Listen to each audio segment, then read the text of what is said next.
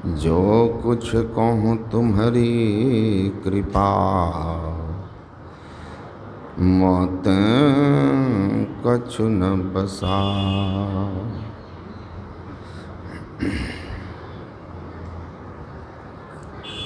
स्वनिवास में विराजमान पूज्यपाद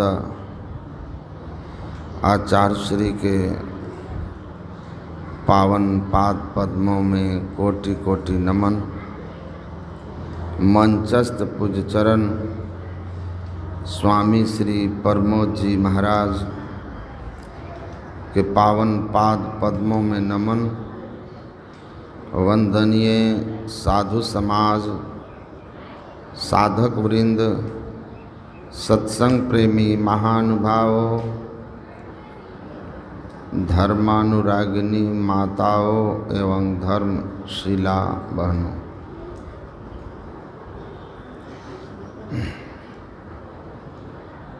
संत ज्ञानेश्वर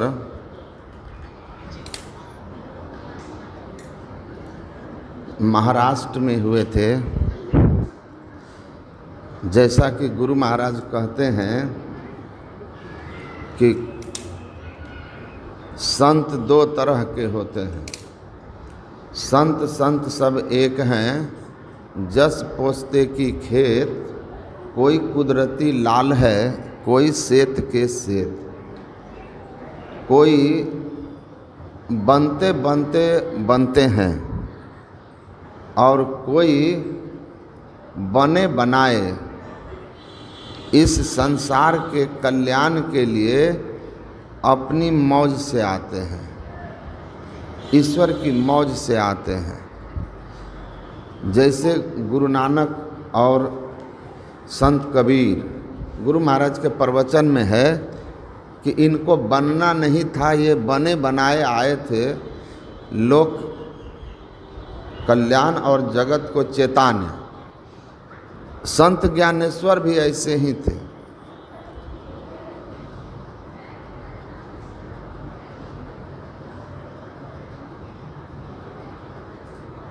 महज 21 वर्ष की उम्र में उन्होंने अपना देह का त्याग कर दिया था।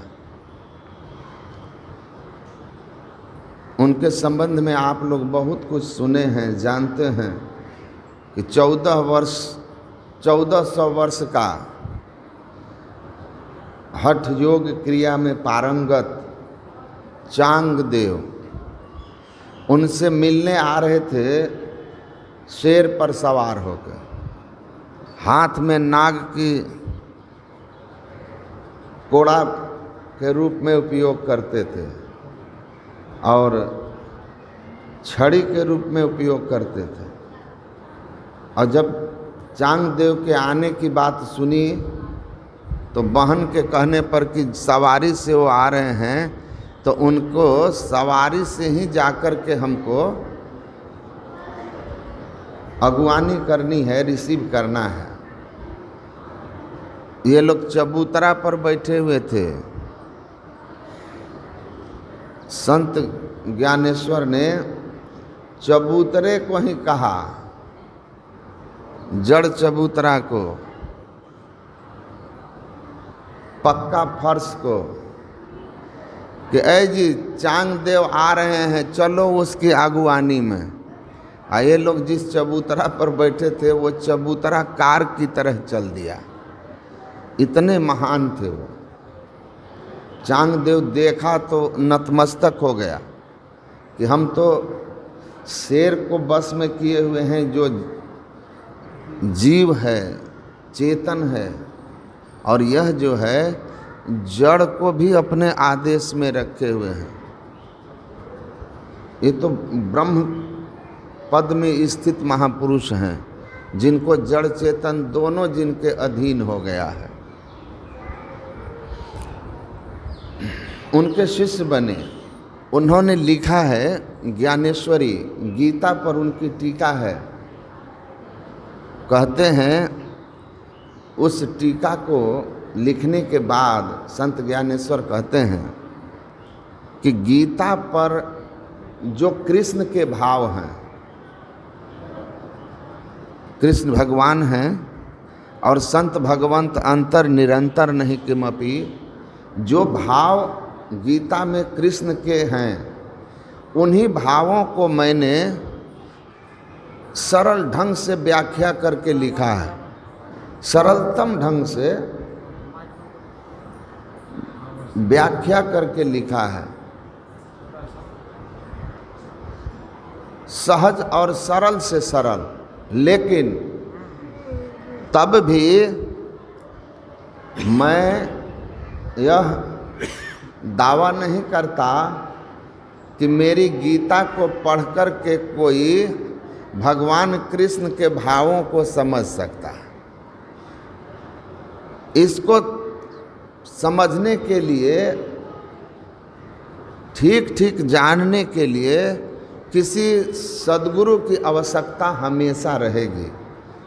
मतलब दुनिया में कोई भी ऐसा ग्रंथ है, किसी की भी रचना हो, उसको पढ़ करके आप अध्यात्म के रहस्य को ठीक ठीक बिना गुरु के शरण में गए नहीं जान सकते। गुरु चाहिए, तभी शास्त्र का ज्ञान समझ में आएगा। और शास्त्र समझ में तब आएगा गुरु की कृपा से, जब आप गुरु की युक्ति से एक अवस्था में पहुंचेंगे। आचार्य महावीर प्रसाद कहते हैं कि वेद के ऋचाएँ जो हैं वो जमीन पर मिलते हैं पुस्तक के रूप में, लेकिन उनके भाव क्या हैं, उनके भावार्थ, उनके सच्चे अर्थ आकाश में मिलता है, आकाश में। और ये आकाश किसी वायुयान से नहीं मिलता, किसी वायुयान से उस आकाश में आप नहीं जा सकते। यह आकाश अपने अंदर है। अंतराकाश में जो गमन करेगा वही ठीक ठीक वेद के मर्म को, ग्रंथ के मर्म को जान सकता है। ईड़ा तिष्ठति वामेन पिंगला दक्षिणेन तु अतयोर मध्य वरम स्थानम यस्तम वेद स वेदवित्। सही अर्थ में वेदज्ञ वही है, सही अर्थ में ज्ञानी वही है, सही अर्थ में धर्म ग्रंथों का मर्मज्ञ वही है, जो ईड़ा और पिंगला के मध्य के उस श्रेष्ठ स्थान को जानता है, सुषुम्ना को जानता है। और यही बात अभी हम लोग पाठ में सुने हैं कि यह जो रामचरितमानस है, इस रामचरितमानस को समझने के लिए, जानने के लिए अस मानस मानस चखु चाही, अभय कवि बुद्धि विमल अवगाही। गुरु महाराज कहते हैं इस रामचरितमानस को ठीक ठीक समझने के लिए हृदय की आँख होनी चाहिए, और जिनको हृदय की आँख खुली हुई है वही इस रामचरितमानस के मर्म को जान सकता है। बाल का आदि उत्तर का अंत, पढ़े पंडित बूझे संत, बाबा देवी साहब कहते हैं। हृदय की आँख खुली होनी चाहिए। ये हृदय की आँख कैसे खुलती है, इसका भी वर्णन रामचरितमानस में है। कैसे खुलती है, तो जो आप प्रारंभ में ही गुरु महिमा में पढ़ते हैं, श्री गुरु पदनख मणिगण ज्योति असुमिरत दिव्य दृष्टि ही होती, उघर ही विमल बिलोचन ही के, मिटहि दूस दुख भव रजनी के, यथा सुअंजन आंज दृग साधक सिद्ध सुजान, कौतुक देखहि शैल बना भूतल भूरी निदान। गुरु महाराज टीका में कहते हैं हृदय की आँख को खोलने का यही विधि है, जो स्थूलता से सूक्ष्मता की ओर चलते चलते अंत में पूर्ण सूक्ष्मता में पहुंच जाते हैं। सिमटाव उस स्तर पर पहुंचता है जहां सिमटाव का अंत होता है, और वह है एक बिंदुता। एक बिंदुता पर हमारी दृष्टि जब पहुंचती है, दोनों दृष्टि की धारें जब सिमट करके एकदम एक बिंदुता को प्राप्त करती है, तभी सुषुम्ना खुल जाता है, दिव्य दृष्टि खुल जाती है, हृदय की निर्मल नेत्र खुल जाती है। और इस हृदय के निर्मल नेत्र से गुरु महाराज कहते हैं कि ठीक ठीक ग्रंथ समझ में आता है। और तभी भगवान श्री राम ने हनुमान जी के बहुत सारे शास्त्रों के चर्चा करने पर, बहुत सारे शास्त्रीय बातों को पूछे जाने पर संक्षिप्त में कहते हैं कि हे हनुमान जी, बहुशास्त्र कथा कंथारो मंथे न वृथेव किम अनवेष्टव्यम प्रयत्नेन मारुते ज्योतिरांतरम। हे हनुमान जी, बहुत तरह के शास्त्रों की कथाओं को मथने से क्या लाभ? आप अत्यंत यत्नवान हो करके अपने अंदर की ज्योति की खोज कीजिए। हृदय की आँख खुलने का यही मूल भाव है, वरना शास्त्र में उलझ के रह जाएंगे और बुद्धि के स्तर से आप शास्त्र नहीं पढ़ पाएंगे। एक व्यक्ति आए थे गुरु महाराज से, वो पीएचडी कर रहे थे संत वाणियों पर, कबीर साहब की वाणी पर। तो बीत गई पर बीती न पाई ग्रंथ में लिखा है कि बहुत तरह के सवाल उन्होंने संत वाणियों, कबीर की वाणी को लेकर किया, संत कबीर की वाणी को लेकर। तो गुरु महाराज उनके अर्थ बताते बताते अंत में उनको कहते हैं कि सुनिए, आप बुद्धि के स्तर से समझकर, सोचकर, विचार कर, संत वाणियों पर थेसिस लिखकर या किसी से जानबूझकर समझकर थेसिस लिखकर पीएचडी की डिग्री प्राप्त कर लेंगे, आप प्रोफेसर भी बन जाएंगे। लेकिन जब तक किसी संत के शरण में जाकर युक्ति लेकर साधना नहीं कीजिएगा, तब तक संत वाणियों के मर्म को आप कुछ नहीं समझिएगा। एक रत्ती आपको संत वाणियों का जो महिमा है वो समझ में नहीं आएगा, अनुभव में नहीं आएगा, आप कलछुल की भांति हो जाइएगा। उन्होंने उसमें लिखा है, लेखक ने स्वयं लिखा है कि कलछुल की तरह हो जाइएगा। जैसा भगवान राम कहते हैं, अधीत्य चतुरो वेदान बहुशास्त्राणि नेक सह अब्रह्म तत्वम न जानाति दर्वी पाक रसम यथा। चारों वेद, सारे शास्त्र किसी को कंठस्थ हो जाएं, इन सब के बावजूद जो ब्रह्म को जानने वाली विद्या, अध्यात्म विद्या, अंतर साधन नहीं किया और अंतर साधन करके अपने अंदर की हृदय की आँख ये नहीं खोला है, वह कलछुल की तरह होगा। समस्त शास्त्र याद हैं, लेकिन ब्रह्म के संबंध में बहुत सारे श्लोक याद हैं, पर आप ब्रह्म के महिमा और ब्रह्मानुभूति, उसकी झलक का भी जो आनंद है वो कुछ नहीं अनुभव कीजिएगा। कलछुल सब तरह के व्यंजन में चलता है, लेकिन किसी का स्वाद नहीं जानता है। उसी तरह सब शास्त्र कंठस्थ कर लेने के बावजूद आपको ब्रह्मानुभूति के नाम पर, ब्रह्म सुख के नाम पर कुछ भी पता नहीं होगा। केवल रटंत विद्या रहेगी।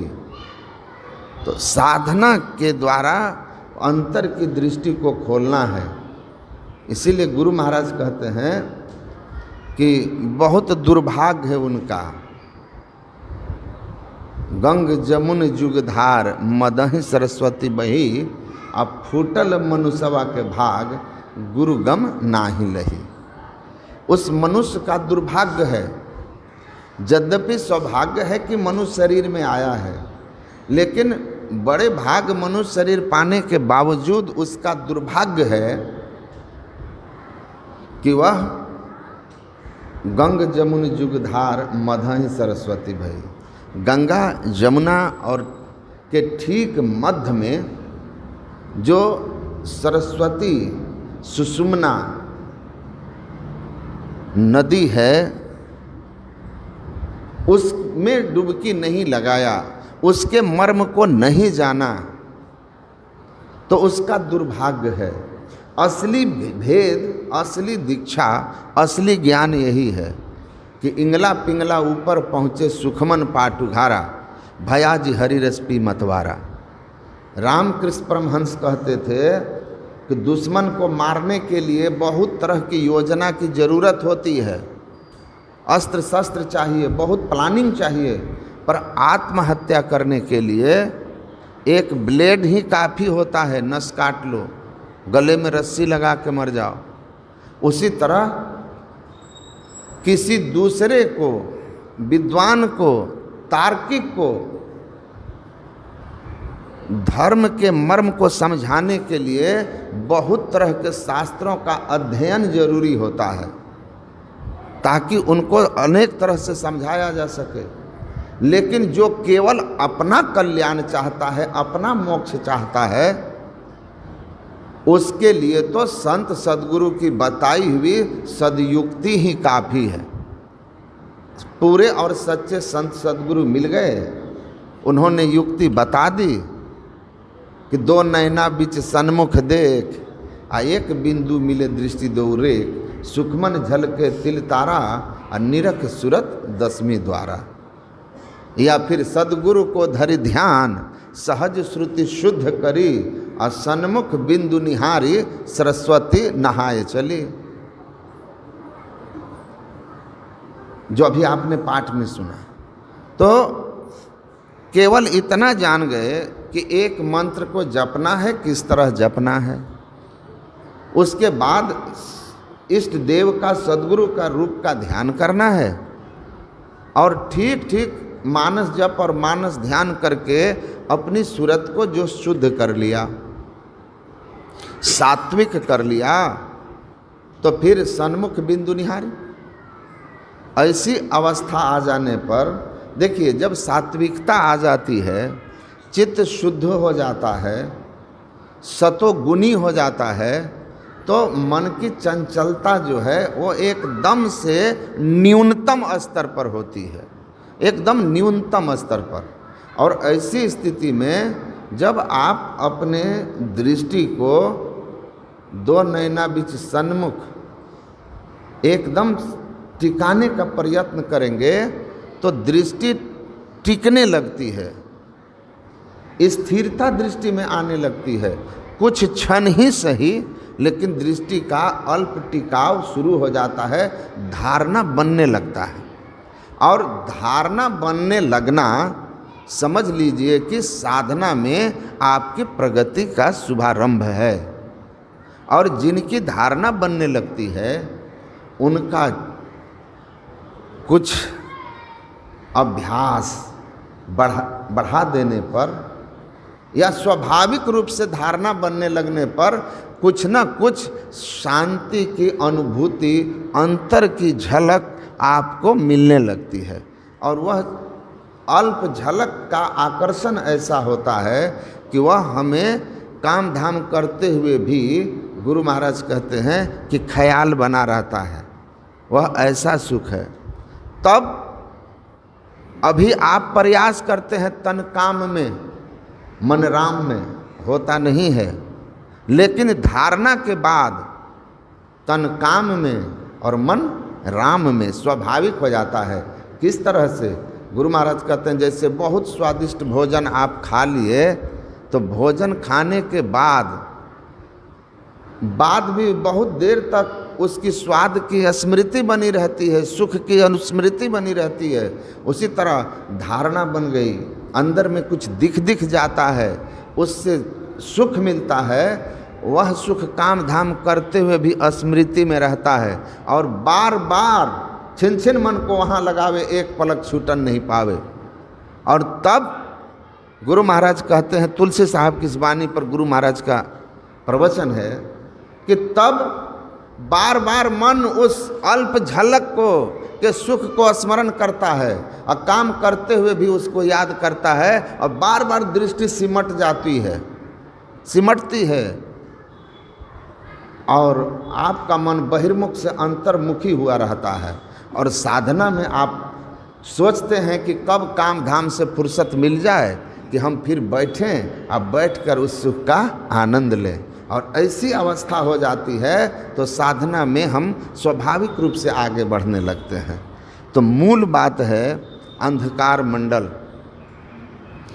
अंधकार मंडल में संस्कार निर्माण, और संस्कार निर्माण में मानस जप और मानस ध्यान। जो मानस जप मानस ध्यान में नहीं थकेंगे, प्रतिहार में नहीं हारेंगे, डटेंगे, लड़ेंगे, मन गिरेगा, भागेगा, बार बार खींच कर लाएंगे, बस धारणा की स्थिति, अल्प टिकाव की स्थिति बन जाने के बाद आप बिल्कुल बदल गए होंगे, बिल्कुल बदल गए होंगे। क्योंकि जैसे ही अंदर का रस की अनुभूति हुई, विषय रस अपने आप छूटने लगता है।